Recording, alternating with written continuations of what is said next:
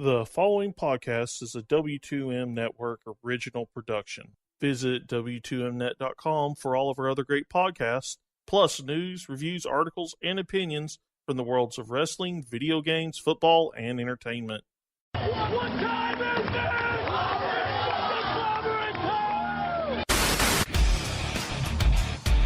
I started to question myself if I was watching Lucha Underground and I had accidentally flipped over to Cinemax. Not a whole lot of faces shown as far when it comes to Brenda, so yeah, you're spot on there, buddy. This is the house that AJ Styles built. Like Nakamura, he's just such a great star. It doesn't matter what you do with him, people are going to cheer for him. Did you feel the gloriousness? Did you feel it? Bobby Roode did his job. This is insane how great they are. Well, I think the authors of pain are young prodigies. That's how good we are representing Bullet Club. This is what we do. Super Kid Pate! Japan! Can I make a request for the next Raw Women's Champion? No. I want hot ass evil Emma as the Raw Women's Champion. I'm game. I'm game for that right now. Let's do it. I don't think anybody who's at Raw every week would feel the same, but who knows? Australia.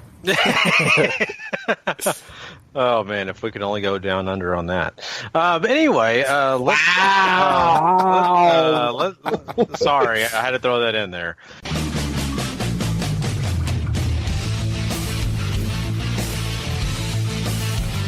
Ladies and gentlemen, wrestling to the max.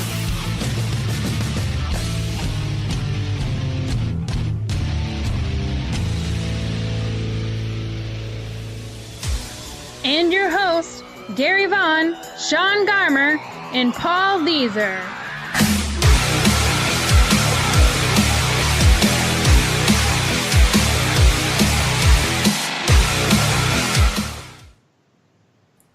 Hey everybody, it is time for Wrestling to the Max, episode 261, part 1, and of course we are brought to you by W2Mnet.com as well as 411mania.com. And just so you guys don't forget, make sure you go ahead, rate, subscribe, and review wherever you get your podcasts from. Apple Podcasts, heck, even YouTube. Go do it now. Hey, and don't forget the W2M Network. That's another place you can go get not only this show, but all the great podcasts over there at W2Mnet.com. Of course, I am your host, Gary Vaughan. Along with me is Mr. Paul Leazar. Heyo. And Mr. Sean Garmer. Hello, everybody. Hey, and it is time for a really awesome show tonight. I am super excited about it. We are going to get a chance to really talk a lot about some big things going on in the world of wrestling, some big matches coming up, some matches not happening because superstars are injured, and, of course, some other great news. You don't want to miss this show. Plus, we're also jumping into Ring of Honor. That's right. We have a TV taping to talk about this week, and, of course, a lot more. And I am really excited, guys. I don't know, how your guys' week went, but I'll say this. The beginning of this week was kind of interesting. We had an eclipse here in the United States of America, and of course, from where I live in Texas, it wasn't so grand, but it was kind of cool that it was happening, I guess. I don't know, Paul, I was kind of underwhelmed by the whole thing today. We had 75%, I think, an eclipse here where me and Gary are. I know there was, was it Idaho or Iowa? One of the two up there where they had 100%, and that must have been really cool. I got to watch a lot of it on science feeds, but, anytime you hear about a total eclipse, Gary, there's really nothing you can do. Just a total eclipse of the heart. Oh, yes. I love it. I love it, Paul. Thank you. Oh, man. Can they get Bonnie Tyler in here and just sing the song for us? Oh God, yeah, that's true. But no, Sean, I don't know how that was in Florida. I know, all of us here in the southern states kind of got left out of that total eclipse. It was kind of cool. I got a chance to go outside, and try to do it with my daughter, kind of show her it. But I don't know. We missed out on buying the glasses, Sean. So that kind of sucked for us. I didn't care because I was by myself at the house. So and I was in school and I didn't really have anybody to really like share it with, so it's just kind of like, Plus, I had to deal with not having power when I woke up this morning, so that was great. Ooh, that's not cool, especially in the heat of the summer, for God's sakes. It's great when you tell your parent to tell the electric company to go give you an extension. She doesn't call them, and they go, well, you didn't pay. Oh, boy. And I'm like, oh, well, thanks. Now I have to figure out a way to come up with like $200-something, so you guys suck. Yeah. But, things happen. It is what it is. Well, I know you'll get through it. That sucks, though. There's nothing worse than waking up sweating. It wasn't long ago that, guys, we missed was it a pay-per-view or what, that we couldn't record that night after because my power was out. And, boy, what a hot night that was. I can't believe how hot it was. And it was miserable. So, I don't blame you on being miserable this morning, for sure, with no electricity in the summertime, for sure. Man, I mean, this stuff, going around the total eclipse and all that, and, all the different things going on this week has been fun. But, of course, we had a Summerslam weekend and also NXT TakeOver that kind of took up our weekend. And I'll say this right now, just in case people did not hear it. We did a NXT TakeOver Brooklyn 3 review show. That's right. If you haven't heard it, go listen to it right after you listen to this show. It was really cool. All three of us really gave you all our ideas and everything we thought about the show. And trust me, lots of positive things coming out of that show. And last night, we actually did a review show for SummerSlam, which was a lot of fun. Paul and I joined the guys over there at Wrestling Unwrapped, and we did a kind of a super show called Wrestling Unwrapped to the Max. And we broke down SummerSlam and kind of had some fun talking about it. And sadly, we did not have Sean on that show. So make sure you go check that show out. But this is your opportunity for, Sean's point of view on SummerSlam. I know, Sean, you've had a busy week. You've been covering a lot of football for the football stuff for the website. But out of the stuff you do remember about SummerSlam, what did you think about the show overall? Well, it was not a good show. I mean, come on, this is SummerSlam, and we're out here there was really good matches, like the SmackDown Tag Titles, which unfortunately was on the damn pre-show, because, hey, let's not have good matches on our main show, right? Then we have our main event, which was absolutely fantastic. People just come on, Braun threw a chair, at someone. I mean, how awesome is that? I will never forget that moment of just Braun throwing a chair. That's going to stick with me for a long time. It's going to stick with me. He's watching Bray Wyatt literally throw Roman Reigns with one hand, Yeah. So. And then you have, that's the tag team, the Raw tag team title match was really good too. We all knew who was going to win, but I still thought I really enjoyed that match. But why are you having Randy Orton Rusev on the show at all if it's going to last 5 seconds and Randy Orton's going to win like that? What a burial of Rusev. Just absolutely just atrocious booking, and what a way to just kill a guy. That dude is funny. He's awesomely talented. He has a lot of things that they could use to their advantage, and they don't. And this company just continues to just ruin stuff with dumb decisions like that. Big Cass and Big Show almost fell asleep. Even after Enzo decided to get out of the cage just so he can get kicked, which was dumb too. And then we have title changes for no reason. Why the hell are we changing titles for Akira Tozawa when he just won? Neville could have just kept the title. What the hell? And they didn't even have this great match either. I hate stuff like that. The Sasha one, I think we talked about, that one was kind of on the wall there, of Sasha winning or whatever, but we're doing all this so that nobody gets mad that Brock didn't lose the title at the beginning. I don't think people even care hardly anymore that Brock has the title. They just understand that he has it, and and they're fine with that at this point. Like, yeah, you get the people, the internet fans, that get mad because they think the title needs to be on every show or whatnot, but it's just, I don't think that it's this big deal with the casual audience that we need to prime everybody to get ready that the two main titles aren't going to change hands. Which, yeah, you had the shock of Jinder winning still. And at this point, he's almost like the new JBL. He's just going to keep finding ways to win and have this long title reign, probably. But it's just like, that match was, oh, God. Like, I don't know. You got to motivate Shinsuke somehow. This was not the time. I think he tried, but Jinder's just not good. And the way he wins, that was just so out of nowhere. Like, oh, they just come in and they bother Nakamura, basically, and then he gets put down. Like, geez, WWE, do you even run these finishes through your head sometimes before you put them out in front of everyone? Like, I don't know.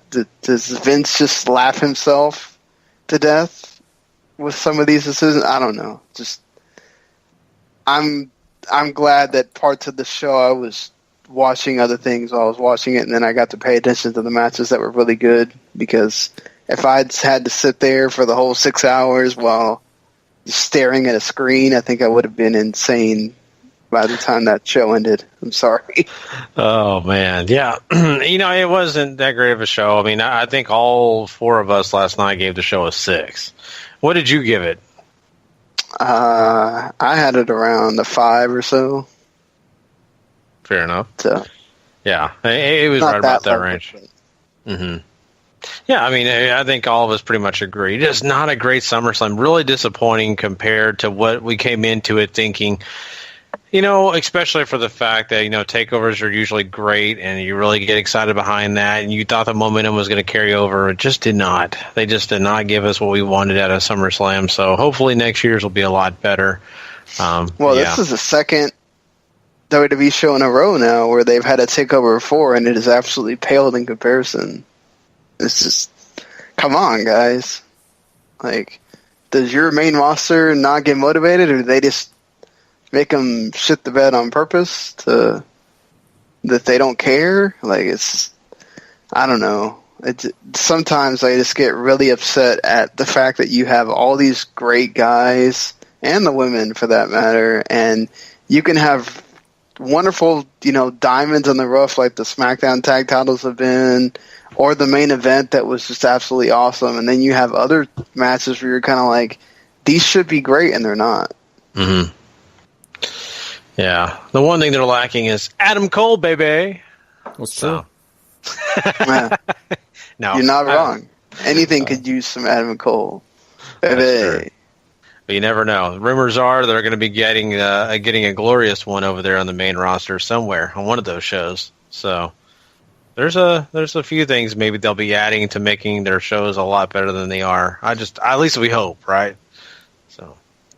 But yeah, I mean, that pretty much, I wanted to make, basically I wanted Sean to have his say. I kind of felt like it was kind of unfair because we did a whole show and we knew Sean was really busy. So there you go. Sean, you got your stuff in and we are all complete now. So we are going to move on with this show. We are going to jump into some of these big news topics that I'm really, really interested in getting in your guys' thoughts on. So let's go ahead and do it now. We're going to do quick hits.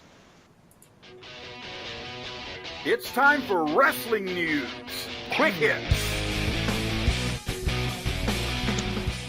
Take it away, Gary. Alrighty, guys. Well, let's start off with some bad news for us all. Especially the NXT roster, if you ask me. Asuka broke her collarbone. Yeah, that's right. At NXT TakeOver Brooklyn 3, during the match, she broke her right collarbone, and she will be out maybe 6 to 8 weeks, possibly. So this is a big bummer, especially for someone who is a champion, who's been a long-time champion.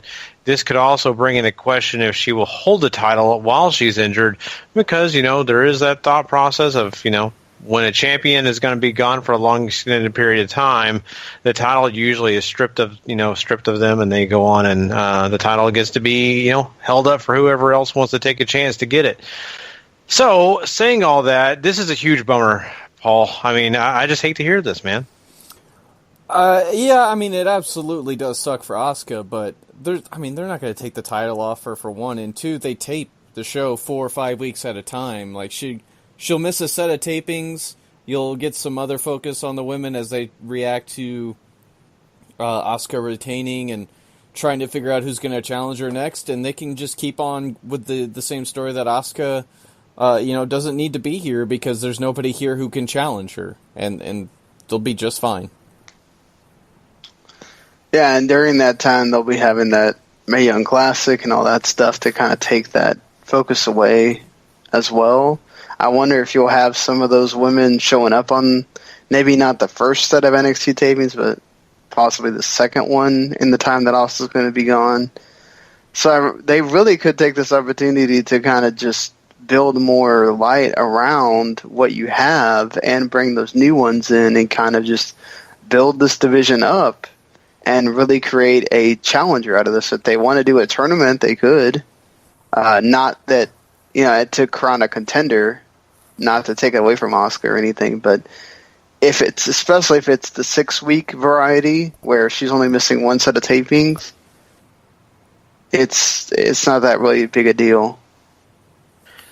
Yeah, I mean, that's true. And, there's that whole thing, like you guys said, maybe her being gone is not such a bad thing because they can really focus on some of these other talents in the NXT roster and really pump up some of these Mae Young Classic people because of the fact that, well, they don't have to sit there and try to focus on the champion. They can kind of do a few other things while she's on, hiatus and trying to get healed up. I just hate to hear that she got hurt, I really do. And a collarbone is a situation of scariness because of not just for the fact that, being injured one time, but we've seen people with collarbone injuries, those can be repeated. It's a lot easier to break a collarbone after you've already done it once.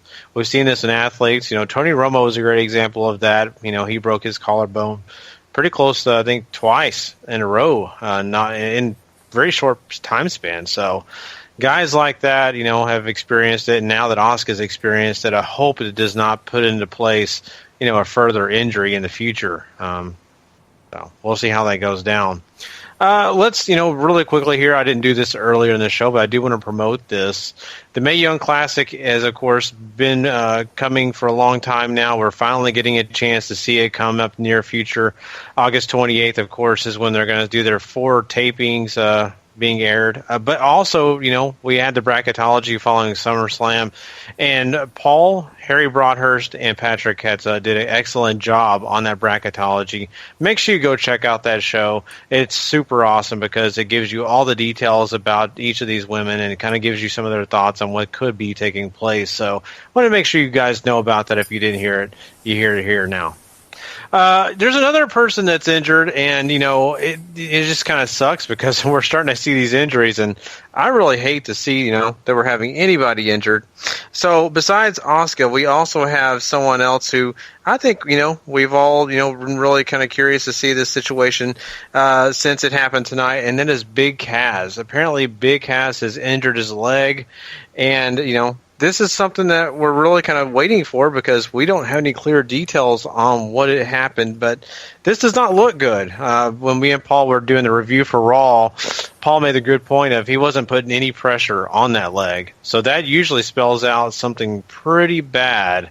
Sean, I mean, I worry for this guy, but Big Cass being injured already after, just now starting his singles run, that kind of sucks too. Well, yeah, it does suck. It ruins their plan that they were having for him, with Enzo and everything else. Just, I hate to have to see somebody's push get cut short like that. I mean, well, to be honest, I don't think that Raw's going to suffer for it, but it's sad that he has to suffer an injury. Mm-hmm. Yeah, I mean, you get hurt and you have a big push in store for you, and that's just sort of all evaporates away, and they have to make other plans, and you could be not in the future anymore, and that's what really sucks here. Because I think Big Cass is capable of doing much better than what he's got going with Enzo, but you get shackled with. I think a story that creative is just sort of pushing still to fill time almost because they're not doing anything new, and it's basically same old every week from these guys. So maybe we can move Enzo and on to something else, and hopefully this isn't as serious for Big Cass as all this appears to be, but I wouldn't be shocked if we're hearing about something in the 6 to 8 month ratio of him not being around. Oh, and we'll be getting an MRI tomorrow. So when they release those results, that'll be, the big key to finding out, if he's going to have to be on that shelf for a long period of time. And maybe by this coming Friday's episode, we'll know on part 2. At least I'm sure we will. But it's something that's it's a bittersweet thing in a way, and I hate to say that because I never want to see anybody injured, especially a young guy like Big Cass who's just now kind of got started on the singles run. But what he's got going here with Enzo Amore is getting boring and more boring, and so this at least forces them to do something different, and it forces Enzo to move on, like you guys just talked about, and really maybe helps creative find something else new to really work with Big Cass. So when he gets back, I guess they can go full force with the Big Show and Enzo tag team if they want. They really do need tag teams.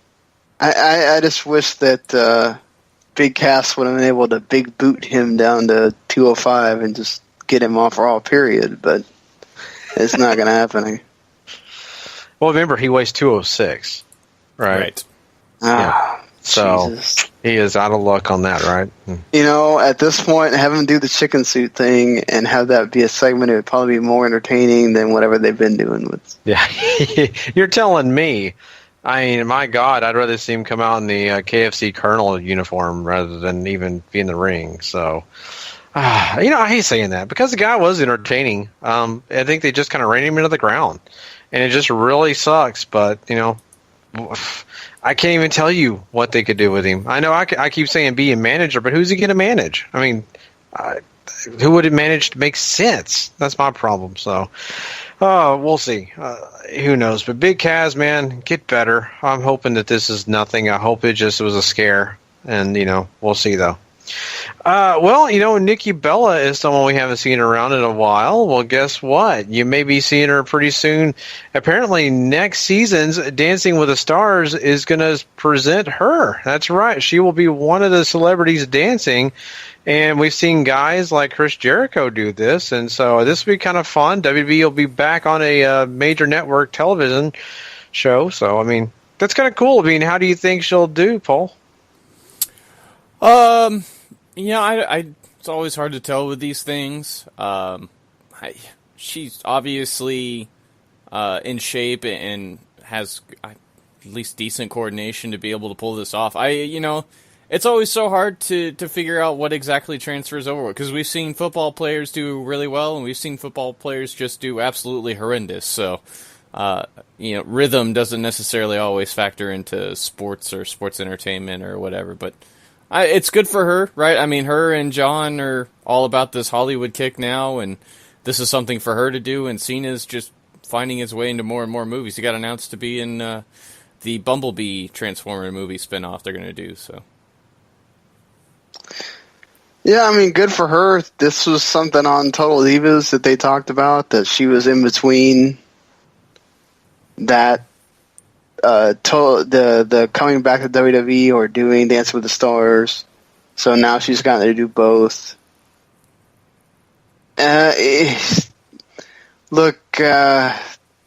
Maybe she goes out there and performs and does way better than anybody else thought they would. I mean, we've seen old people go out there and do great. I haven't watched this show in a long time. It's been a while. This was something that my grandma and I used to watch together because she loved that show.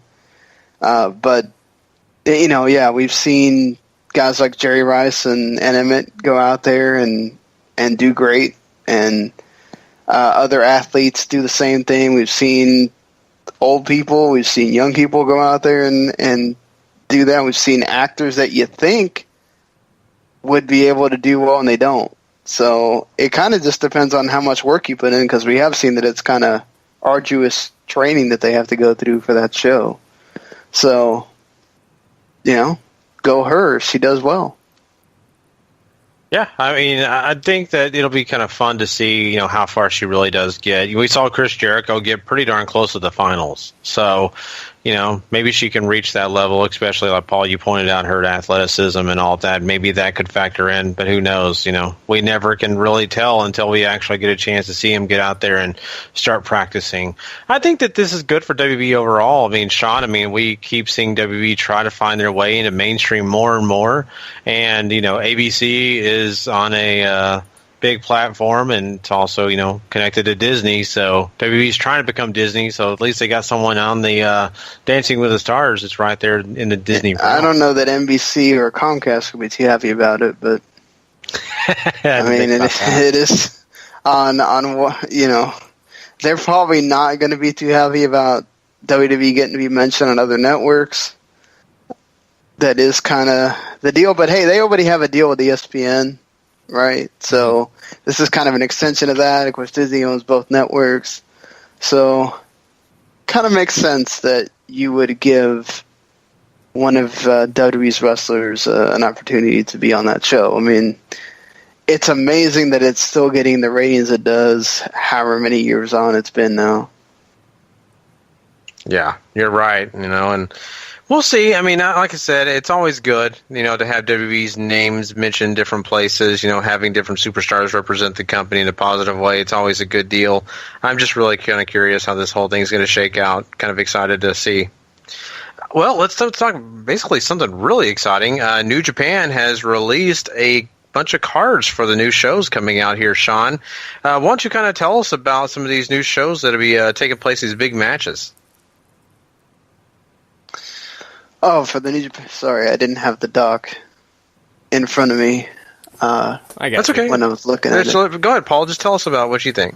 So they've announced cards, I think, for everything, including the Road to Destruction shows in between. But the three big ones, and then, of course, King of Pro Wrestling. So you have on September 10th, you have Destruction in Fukushima, where Suzuki will defend the Never Openweight Championship against Michael Elgin. You'll have LIJ defending the Never Six-Man titles against the Chaos contingent of Okada, Yano, and Romero, which is just, left field from hell. But that should be fun. It sounds really fun. And then, of course, that also gets billed for Naito and Okada for the Dome. And then you have War Machine defending the IWGP Tag Team titles against the Guerrillas of Destiny and the Killer Elite Squad there. They'll have another couple house shows in between as they go to Hiroshima. For the 16th, where Tanahashi is going to defend the Intercontinental Championship against Zack Sabre Jr., which should be phenomenal. Kushida defends the IWGP Junior Heavyweight title against El Desperado.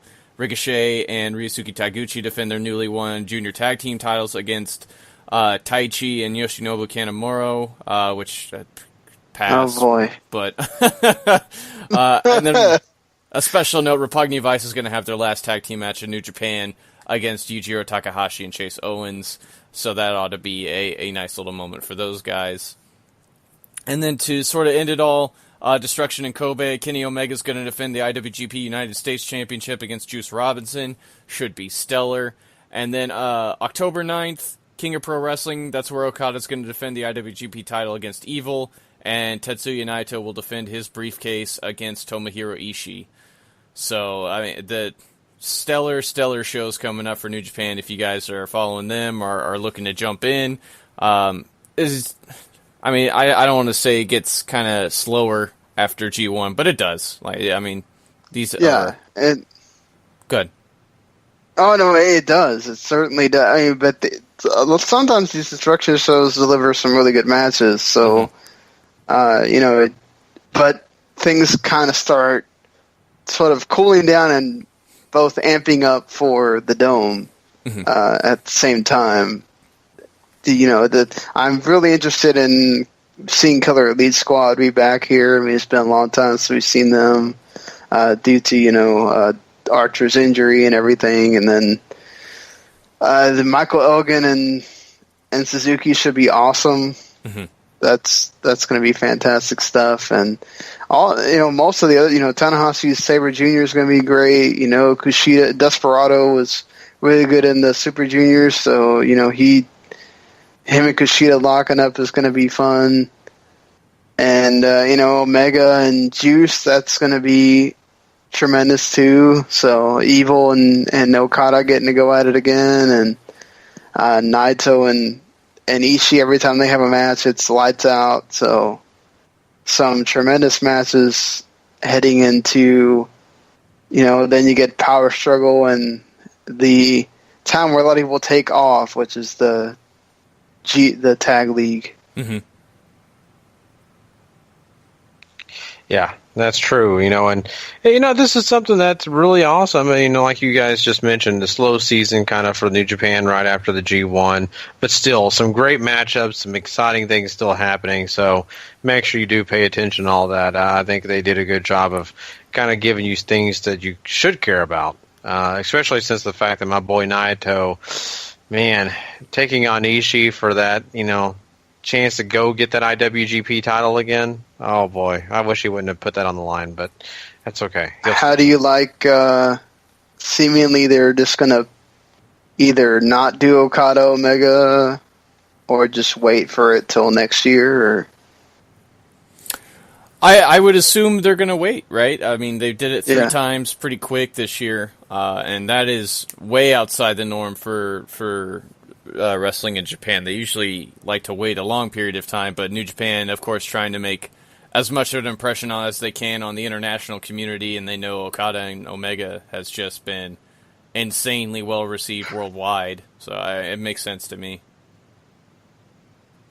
Yeah, I think they need to save that match for a little bit, so I'm totally okay with if they skip the rest of the year and whenever they want to do that again in 2018, or they just don't have a rematch at all, or, Kenny just waits till, for one, it's also, he has the U.S. title right now, so he needs to focus on defending that, and then whenever he doesn't have the title, he can pull that feather out of his cap whenever he wants to. I'm sure a lot of people already have Kenny as the early favorite to win New Japan Cup early next year as well.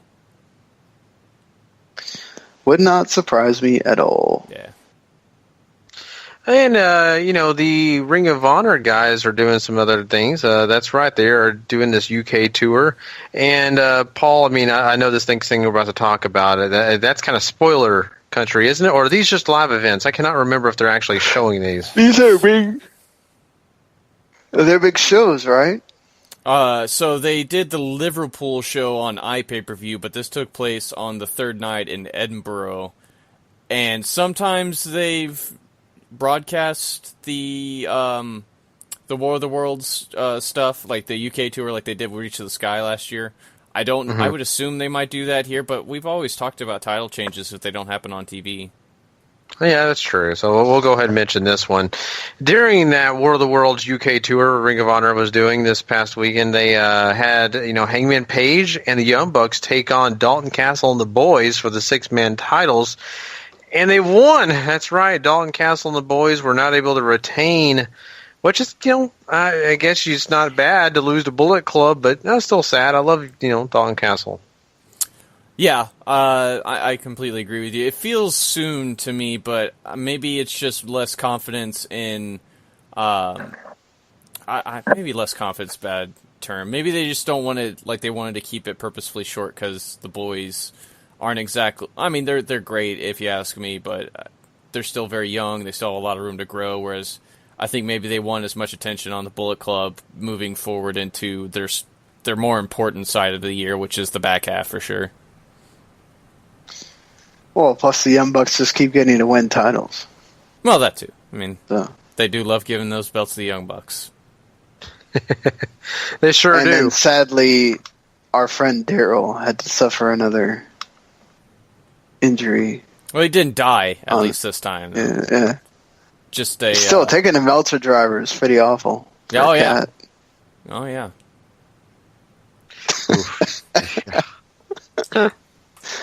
Oh, man. And, I don't know if we've actually talked about this. I know we like to clarify some of the things that go down. Like, we'll mention them on the show, but sometimes we'll say it before it's actually official, like with the, signed on the dotted line thing. But I was reading also that Leo Rush officially has signed on the dotted line. So yeah, be expecting. Announced it. Yeah, so make sure, you get ready for him because he is a Ring of Honor guy that I loved to death, and he will definitely be a part of WB, which is super awesome. I cannot wait, guys. So just want to let you guys know that as well. But yeah, that pretty much wraps up all our content for Quick Hits for this episode for sure.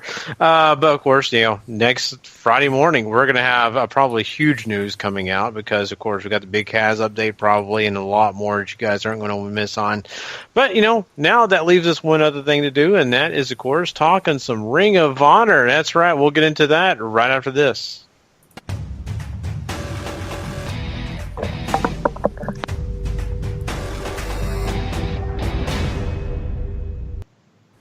All right. So Ring of Honor opens this week with a recap of all the happenings between Dalton Castle and the Boys and Colt Cabana and the Tempura Boyz interactions that led to the main event for this evening with Castle and the Boys defending the six-man championships against Cabana and his own set of boys now. But first, Coast to Coast takes on best friends Chuck Taylor and Trent Beretta. Once again, Coast to Coast continues to look like they can compete. They get a lot of time to really go out there and show off what they can do, which is a lot of flips, especially for LSG. However, the best friends do eventually overcome after a cradle pile driver from Trent on Leon St. Giovanni to put him down for the 3 count. I'm sort of, there's not a whole lot to the act of Coast to Coast as far as outside the ring curriculars, but inside the ring, they're pretty solid, if you ask me. Yeah, I've been really enjoying them. I think Coast to Coast is this upcoming team that really has got, some momentum behind them now. Are they winning every match? No. But still, they present themselves very well. Their athletic ability is right there. They hang with some of the biggest teams. And the best friends are no one to play with. These guys are some veterans that have been there and done it. So I think this is a reputable match for them to put on that list of matches that they could hang their hat on and say, look at who I faced, look what we did. So I think, like you're right, Coast to Coast is exciting. I think that they put up a pretty awesome fight here. But, you knew the best friends have got to win. I mean, right. It just would not be right if they didn't win. But, other than that, I think this is a good way to start the show because of the fact you have that big athletic match and they gave you something to really get excited about. Mm-hmm. I completely agree with you. It's a nice, quick-paced start to the episode. That leads into Jay Lethal talking about the injuries that Silas Young and the Beer City Bruiser gave him. Talks about his trip to the hospital and how, really upset he was by the fact that his family had to see him lying on his back in the hospital and all this other stuff. And now his motivation has changed from basically being the best wrestler in the world to just getting revenge. That's when Silas shows up. He starts screaming across the room at Lethal, which leads to a brawl. Lethal starts getting the better of him when the Beer City Bruiser shows up and attacks Lethal from behind, but Lethal starts getting the advantage on him until Silas Young comes in with a chair, hits Lethal in the back, and then they put the boots to him before security can break it up, and then they cut to a quick commercial. Lethal is back on our screens when we come back, and he wants Ring of Honor to basically get on the ball and start making some matches because he wants to end this sooner rather than later. Yeah, this is a segment that I thought was okay. But this whole Silas Young thing with Jay Lethal has worked. But I think it's getting a little out of hand, if I can say it that way. I don't know. Maybe it's the wrong terminology. But I thought this was kind of hokey. and it's just getting kind of silly. And Jay Lethal has been presented very well in the past. And a guy that honestly is our main event kind of guy. And the way he's being presented right now, it's almost like a little too cheesy for me. I don't know, Paul. I really love Jay Lethal and everything he's done. So, this isn't terrible, and I'm not hating on it because I think there is something here. But I think, honestly, for them to continue this on, either they got to get Lethal a tag team partner or he's got to find a way to eliminate the Beer City Bruiser from the equation. I think that's sort of where I'm at. I'd really like it if Lethal found himself a tag team partner. Oh, excuse me. Just because I feel like that would freshen this up a little bit and give that next turn to the story since the injury stuff. And maybe this feud is just starting to get a little long in the tooth because it's been going for a couple months now. But I don't know. I'm still enjoying it. I didn't think this was awful. I didn't think it was bad, but it was just another couple segments to keep the story going and let you know it ain't over. I think that's okay. Mm-hmm. Yeah, it's fine. Like I said, there's nothing wrong with it. I think the segment worked. It's just sometimes when you got Jay Lethal, basically getting beat up, and then after that he just stands there and goes, "Oh, Ring of Honor, start making matches." At that point, I think you'd be more pissed off about everything and not talking about Ring of Honor making matches. You just be throwing things and being pissed. You just got jumped in the garage. Mm-hmm. So I don't know. That's why I think it's a little hokey, but that's just me personally. But yeah, tag team partner, I don't know. That's the thing I want to ask myself is who would be a great fit to tag up with Jay Lethal? And you could probably throw a few names out there. One of the guys that I'd love to see him, be a tag team partner is kind of doing his own thing right now, and that's Kenny King. So I can't really put him with him. I don't know. I'm a little lost on who it could be.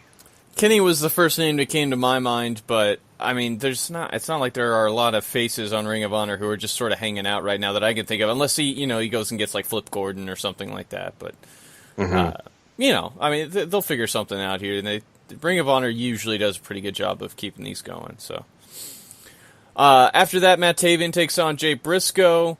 I thought this was a very enjoyable match personally. Taven really going out there, working hard. Briscoe was his usual awesome self as well. Basically comes down to Vinny Marseglia coming into the ring and trying to attack Jay Briscoe and failing spectacularly. TK Orion's on the outside talking trash. Jay ends up pulling him inside the ring and then tells him to sit down because obviously he's still wearing the cast on his leg. However, it turns out to be a big giant ruse. TK takes off the cast. It stands up and then hits Jay Briscoe in the face with it to force the disqualification. And then this all leads to Taven throwing a bunch of chairs into the ring and the Kingdom doing a 3-person concerto on him to get some revenge, seeing as the Briscoes and Bully Ray beat them for the belts. So I kind of like where this is going, honestly. Me too, and I think that they gave you something to make you really get excited about this because, I thought the match would be fine. Taven and Briscoe, Jay Briscoe, I think it was, something that, on paper looked pretty good. And then when they got in the ring and got going, it looked good as well. So that was fine. And then the rest of this stuff, I think it was really something that was a great storytelling because you really have a reason to make Jay Briscoe mad now because not only did you do this 3-person concerto, but you have, all the other controversy around it, and that makes it exciting.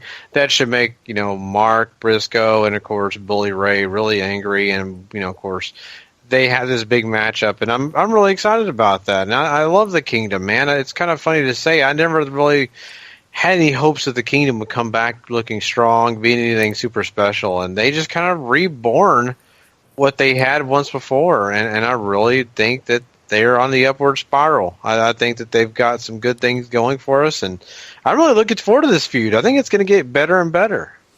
Yeah, I like that. It makes sense, too, and you also have the out of Jay Briscoe continuing to get angry because Mark and Bully didn't come in to make the save or try to help him out or anything. They just left him out there, basically, without so much as a how do you do. So should make for some interesting segments going forward, too. I can't wait for them to show the video package of Jay going back in the back and like screaming, "Where were you guys? Where were you?" Mm-hmm. And then you just have Mark and Bully over there sitting, and Bully's like, "Yeah, we had motorcycle jackets and we all ganged up and beat these guys up in this other company, and it was the best thing ever. Oh, hey Jay, how are you?"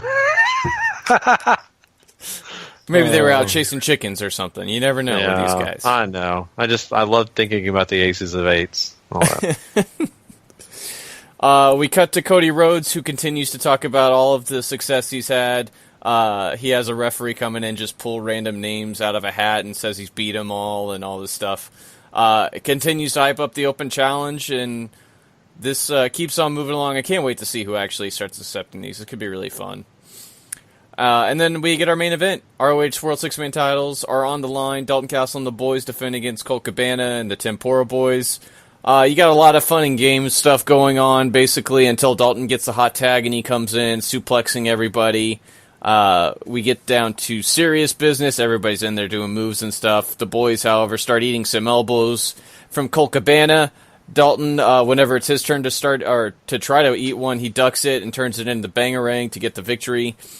After the match is all over, Dalton grabs the mic. He says he's beaten Colt Cabana 3 times and talks about their past together and how much he really admired him before he got into wrestling and wants to know if he has earned Colt's respect, and they end on a handshake. So seemingly this one is all said and done.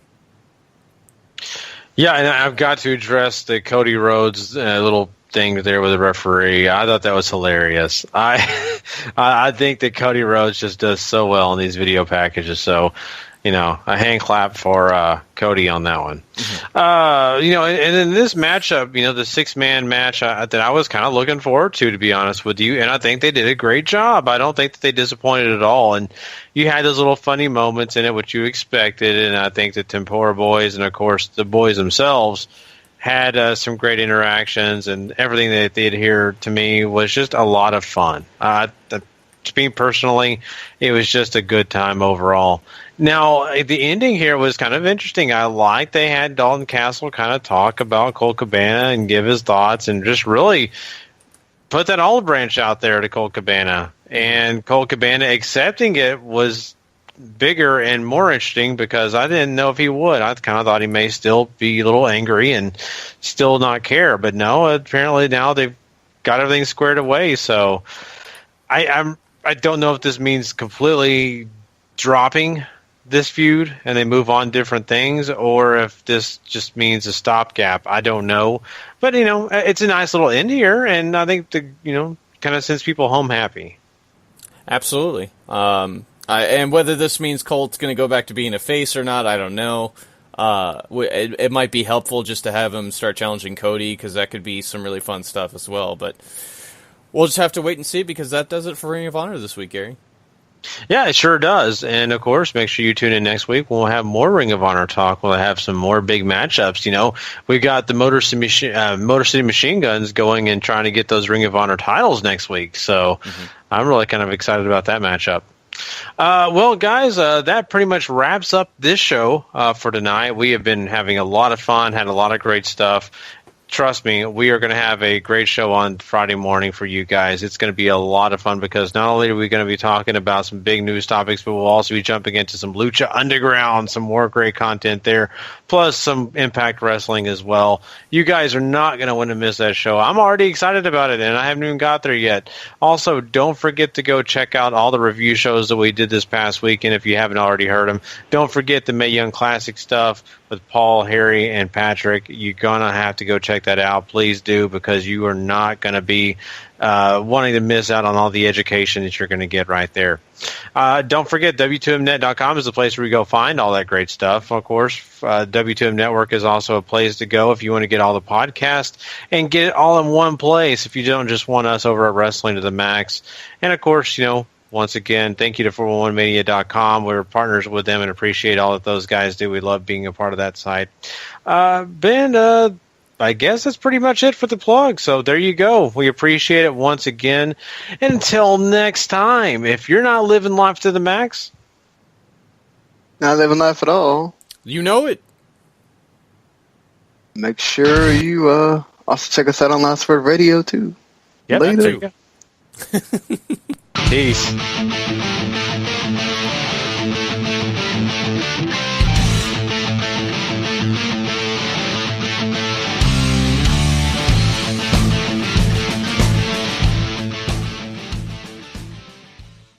The following podcast is a W2M Network original production.